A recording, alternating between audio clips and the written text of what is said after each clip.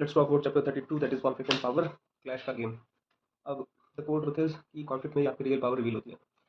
Normal situation में सब काम रहते हैं, सब पोलाइट रहते हैं, सब अपना अपना काम कर रहे होते हैं। कॉन्फ्लिक्ट आते ही रियल बिहेवियर जो है वो शो होता है, रियल इंटेंशंस जो है वो आपके रिवील हो जाते हैं, रियल पावर जो है वो विजिबल हो जाती है कि किसमें कितना है दम।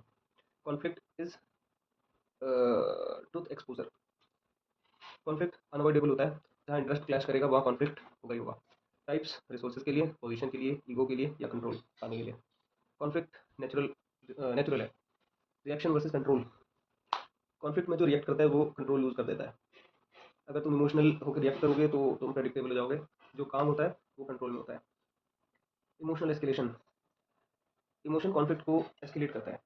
एंगर, फ्रस्ट्रेशन, ईगो, सिचुएशन जो है वो बड़ी हो जाती है, बड़ी होती ही चली जाती है। ठीक है, लॉजिक जो है वो खत्म नहीं होता चला जाता है। Power test. कॉन्फ्लिक्ट पावर का टेस्ट होता है। कौन इन्फ्लुएंस कर रहा है, कौन डोमिनेट कर रहा है, कौन कंट्रोल मेंटेन कर रहा है, सब विजिबल हो जाता है, सब साफ साफ दिखता है। Direct versus indirect conflict. हर कॉन्फ्लिक्ट डायरेक्ट नहीं होता, कई हिडन भी होते हैं। डायरेक्ट जो होगा वो आर्गुमेंट होगा, कन्फ्रंटेशन होगा, ठीक है, हाथापाई होगी। इनडायरेक्ट क्या होगा, शांति, एक्सक्लूजन, रेपुटेशन अटैक। ठीक है, हिडन कॉन्फ्लिक्ट ज़्यादा डेंजरस होते हैं। Positioning in conflict.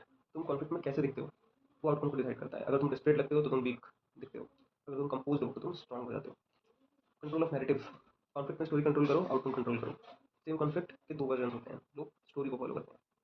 Timing. Her conflict का एक राइट मोमेंट होता है। Too early waste, too late तो डैमेज ज़्यादा होगा।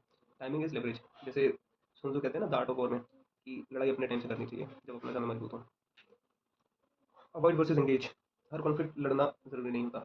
अगर लो वैल्यू है, ठीक है, छोटी छोटी चीज़ें हैं, इग्नोर की जा सकती हैं तो इग्नोर कर दो।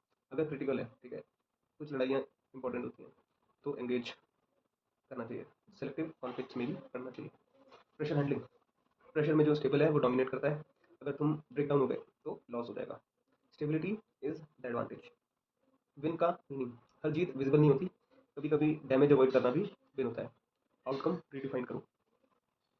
Long term versus short term. Short term जीत जो है वो लॉन्ग टर्म लॉस भी हो सकती है। अगर ईगो सेटिस्फाई किया तो रिलेशनशिप्स डैमेज होंगे। स्ट्रेटजी जो है वो ज़्यादा इंपॉर्टेंट है देन ईगो। अब कॉन्फ्लिक्ट के बाद परसेप्शन जो है वो सेट हो जाता है। लोग याद रखते हैं तुमने कैसे बिहेव किया था, तुमने क्या किया था और रिजल्ट क्या था, तो रेपुटेशन जो है वो इम्पैक्ट होती है। Final synthesis. कॉन्फ्लिक्ट में ट्रुथ रिवील होता है, इमोशन इसकी है, स्टेबिलिटी की पावर है, नैरेटिव कंट्रोल है, टाइमिंग लेवरेज है। कॉन्फ्लिक्ट में जो काम है कंपोज है वो कंट्रोल में है और वो स्ट्रांग है। कॉन्फ्लिक्ट अवॉइड नहीं होता है, मैनेज होता है, और जो मैनेज कर लेता है